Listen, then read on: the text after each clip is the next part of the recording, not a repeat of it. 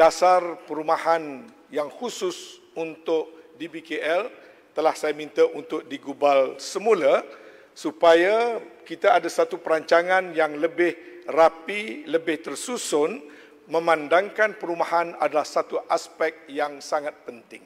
Kita sangat menyedari bahawasanya keperluan perumahan di Kuala Lumpur amat mendesak sekali, terutama bagi golongan yang berpendapatan rendah.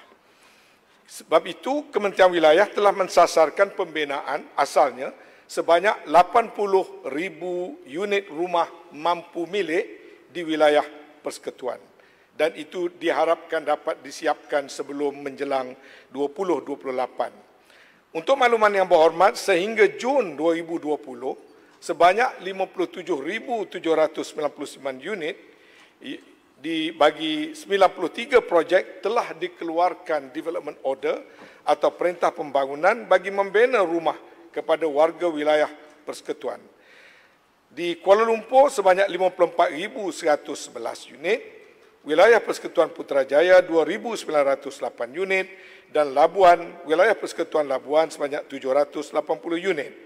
Dari jumlah tersebut, sebanyak 15,431 unit rumah di 26 projek telah pun siap dibina dengan jumlah lebih kurang 24%, sementara 27,332 unit rumah di 37 projek masih dalam pembinaan.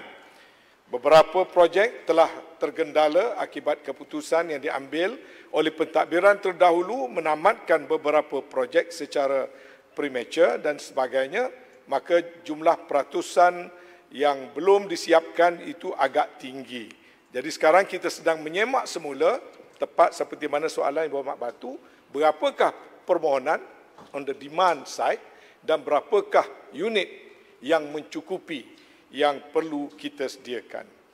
Tapi soal perumahan bukan hanya terbatas kepada rumah-rumah yang hendak dibeli, tetapi ramai warga kota yang memerlukan rumah-rumah sewa pada harga yang berpatutan.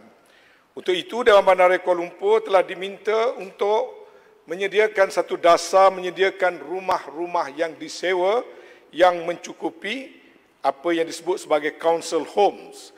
Dan ini adalah satu perancangan terbaru untuk mengenal pasti kawasan dan tapak yang boleh dibina rumah-rumah yang mana boleh disewa pada harga ataupun kadar yang dimampui bagi tempoh-tempoh terhad, misalnya sekadar untuk 5 tahun sebelum mereka mendapat ataupun mencapai tahap keupayaan membeli rumah-rumah mampu milik yang disediakan.